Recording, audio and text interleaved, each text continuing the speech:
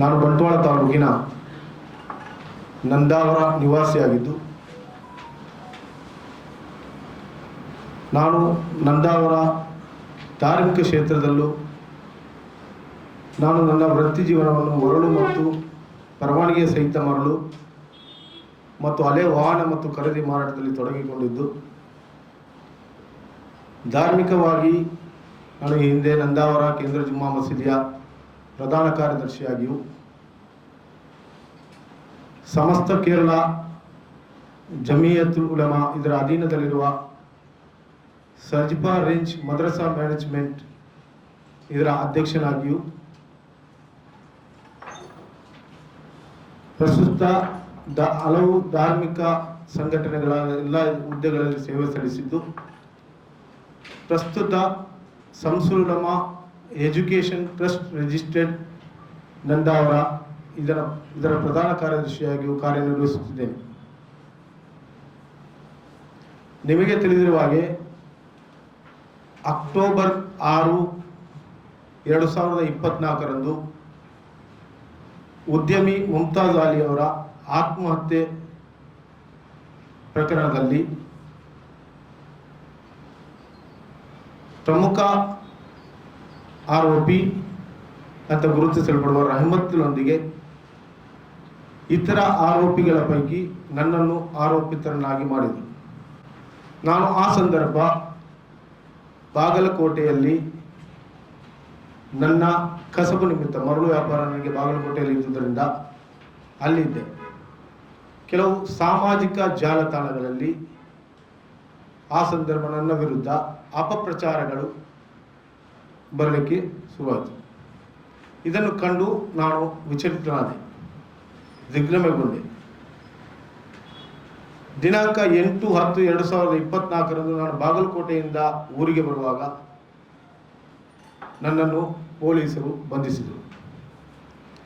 ಬಂಧಿಸಿದ ಸಂದರ್ಭದಲ್ಲಿ ನಾನು ಪೊಲೀಸರಲ್ಲಿ ಪ್ರಶ್ನಿಸಿದೆ, ಯಾತಕ್ಕೋಸ್ಕರ ನನ್ನನ್ನು ಬಂಧಿಸಿದ್ರಿ?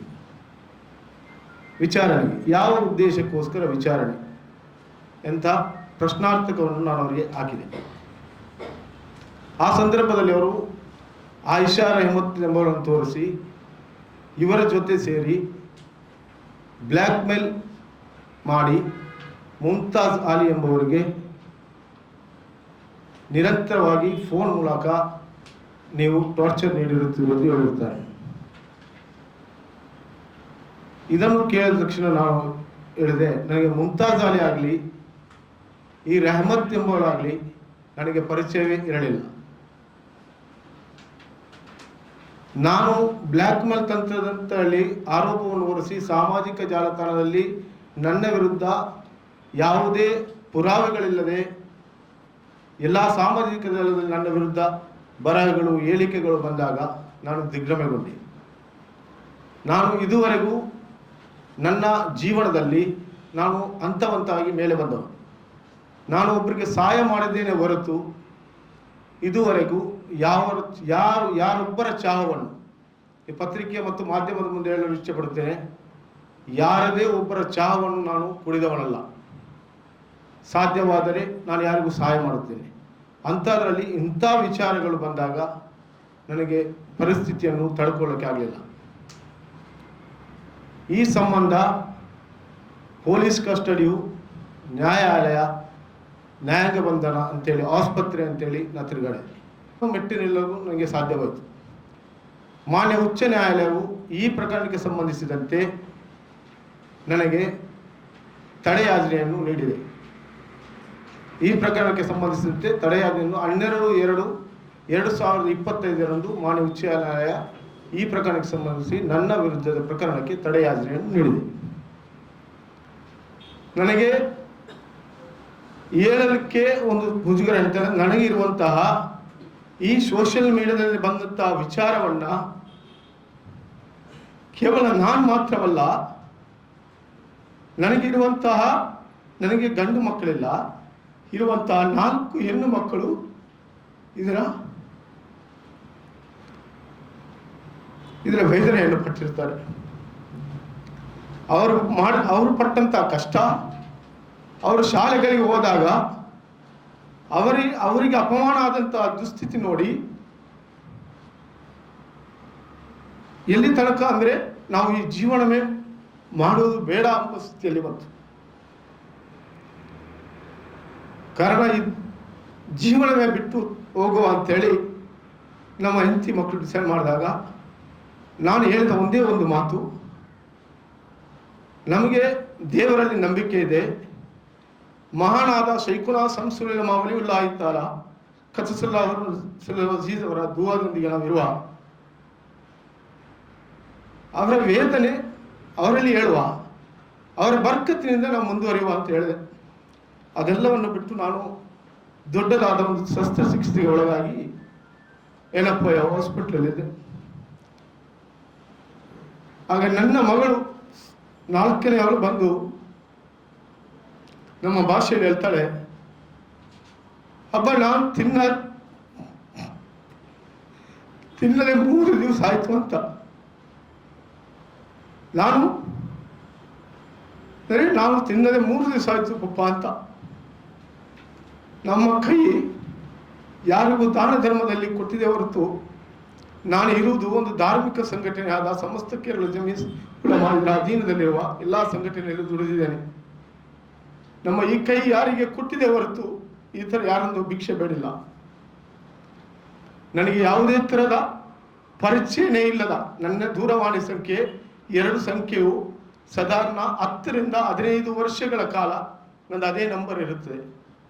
ಇದರಲ್ಲಿ ಯಾರದೇ ಅವರಿಗೆ ನನಗೆ ಪರಿಚಯವೂ ಇಲ್ಲ, ಇದು ಇಲ್ಲ ಅಂತೇಳಿ ನಾನು ಹೇಳುದು. ಈ ಸೋಷಿಯಲ್ ಮೀಡಿಯಾದಲ್ಲಿ ಸಿಕ್ಕಾಪಟ್ಟೆ ಬರೆಯುವವರಿಗೆ ಅವರಿಗೂ ಒಂದು ಕುಟುಂಬ, ಅವರಿಗೂ ಹೆಂಡತಿ, ಮಕ್ಕಳು, ತಂದೆ, ತಾಯಿ, ಸಮಾಜದಲ್ಲಿ ಗೌರವ ಇದೆ ಇಲ್ವ ಅಂತ ತಿಳ್ಕೊಳ್ಬೇಕು.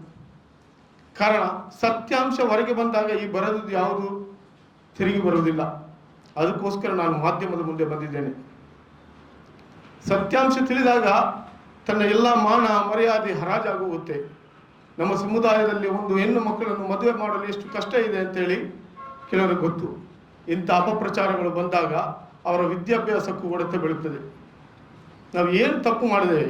ನನ್ನ ಈ ಪ್ರಕರಣದಲ್ಲಿ ಅಪಪ್ರಚಾರ ಬಂದಾಗ ಇದೇ ನನ್ನ ಒಂದು ಸಂಘಟನೆಯದು ಒಂದು ಪ್ರಶ್ನೆ ಎದುರಾಯಿತು, ಏನು ಮಾಡುವುದು ಅಂತ.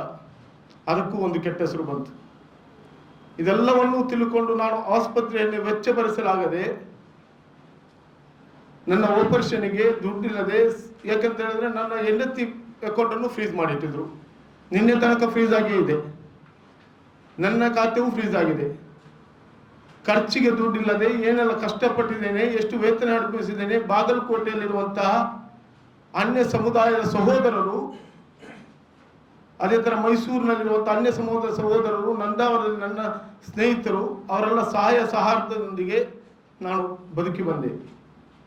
ಬೇಕಾದ್ರೆ ನಿಮಗೆ ನಾನು ವೆನ್ಲಾಕ್ ರಿಪೋರ್ಟ್ ತೋರಿಸ್ತೇನೆ. ನಾನು ಸಾಯುವಂಥ ಪರಿಸ್ಥಿತಿ ಇದೆ. ಒಂದು ಕಡೆಯಲ್ಲಿ ಟೆನ್ಷನು, ಮಾಡದ ತಪ್ಪಿಗೆ ಶಿಕ್ಷೆ ಅನುಭವಿಸಿದಂಥ ಒಂದು ನೋವು. ಇಂಥ ಪರಿಸ್ಥಿತಿ ಯಾರಿಗೂ ಬರಬಾರ್ದು. ನನ್ನದೊಂದು ವಿನಂತಿ, ಸೋಷಿಯಲ್ ಮೀಡಿಯಾದಲ್ಲಿ ಹರಿದಾಡುವಾಗ ಅವರ ಸತ್ಯಾಸತ್ಯತೆ, ಅವರಿಗೆ ಕುಟುಂಬಗಳಿವೆ, ಅವರಿಗೆ ಹೆಂಡತಿದ್ದಾರೆ, ಮಕ್ಕಳಿದ್ದಾರೆ ಎಂಬ ಭಾವನೆಯನ್ನು ದಯವಿಟ್ಟು ಅರ್ಥ ಮಾಡ್ಕೊಳ್ಳಿ. ಸರ್, ಅವರಿಗೆ ನೀವು ಯಾವ ಕಾರಣಕ್ಕೆ ಉದ್ದೇಶ ನನ್ನ ಅರೆಸ್ಟ್ ಮಾಡ್ತಾ ಇದ್ದೀರಿ, ನನ್ನೊಂದು ದಾಖಲೆಗಳು ತೋರಿಸಿ. ಆ ಕಾರಣಕ್ಕೋಸ್ಕರ ನಾನು ಮಾನ್ಯ ಕರ್ನಾಟಕ ಉಚ್ಚ ನ್ಯಾಯಾಲಯಕ್ಕೆ ಕ್ವಾಶ್ಗೆ ಅರ್ಜಿ ಹಾಕಿದಾಗ ನನಗೆ ಸ್ಟೇ ಸಿಕ್ಕಿದೆ. ಈಗ ಇಲ್ಲ, ನನಗೆ ಯಾವುದೇ ಕಾರಣ ಹೇಳಿಲ್ಲ, ಫಿಕ್ಸ್ ಮಾಡಿ. ಆ ಉದ್ದೇಶಕ್ಕೆ ನಾನು ಕಾನೂನಿನ ಮೇಲೆ ನನಗೆ ಅಪಾರವಾದ ನಂಬಿಕೆ ಇದೆ. ಕಾನೂನಿನಲ್ಲಿ ನನಗೆ ಜಯ ಸಿಕ್ಕಿದಂಥ ಅಪಾರವಾದ ಸಂಪೂರ್ಣವಾದ 100ಕ್ಕೆ 100 ಭಾಗ ನನಗೆ ನಂಬಿಕೆ ಇದೆ. ಆ ನಂಬಿಕೆಯಲ್ಲಿ ಮೊದಲ ಜಯವಾಗಿ ನನಗೆ 12/2/2025 ಕರ್ನಾಟಕ ಉಚ್ಚ ನ್ಯಾಯಾಲಯ ಈ ತಡೆಯಾಜ್ಞೆ ನೀಡಿದೆ.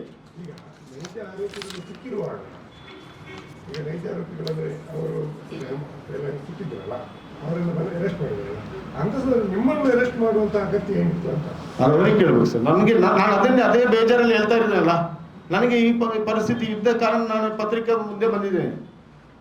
ನಾನು ಆ ವಿಚಾರದಲ್ಲಿ ಇಲ್ಲದ ಕಾರಣ ನಾನು ಸಮುದಾಯ, ನನಗೆ ಇದೊಂದಲ್ಲ, ನನ್ನ ವಿಚಾರವನ್ನು ಸತ್ಯಾಸತ್ಯತೆ ನಾನು ಇಲ್ಲದ ಕಾರಣ ಧೈರ್ಯವಾಗಿ ಬಂದಿದ್ದೇನೆ.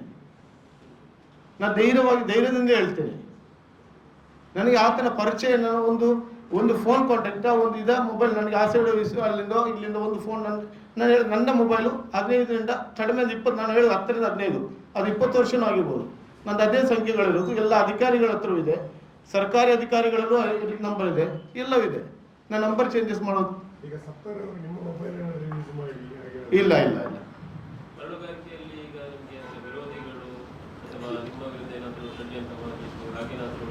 ನನಗೆ ಅದು ಗೊತ್ತಾಗ್ತಿಲ್ಲ. ಅದೇ ಇದ್ರ ವಿಚಾರವಾಗಿ ನಾನು ಇದು ನೋಡ್ತೇನೆ ಸೋಷಿಯಲ್ ಮೀಡಿಯಾದಲ್ಲಿ.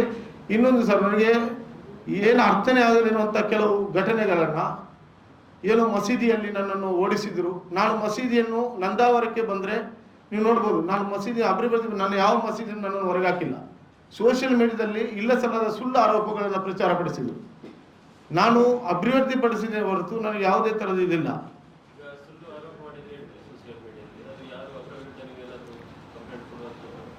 ಅಲ್ಲ, ನಾನು ಕೆಲವು ಹಾಸ್ಪಿಟ್ಲ್ ಇರುವಾಗ ನನ್ನ ಅಳಿಯಂದ್ರು ಬಂದು ತೋರಿಸಿದ್ರು. ನಾನು ಇನ್ನು ನೋಡ್ಬೇಕಷ್ಟೇ, ಕಾನೂನು ಇದರಲ್ಲಿರುವಾಗ, ಕೋರ್ಟಲ್ಲಿ ನಾನು ಇರುವಾಗ ಅದರ ಬಗ್ಗೆ ಅಲ್ಲಿ ನನಗೆ ಫೈನಲ್ ಇದು ಏನಾಗುತ್ತೆ ಅಲ್ಲಿ ಮತ್ತೆ ನಾನು ಕಾನೂನು ಹೊರಟ ಬಗ್ಗೆ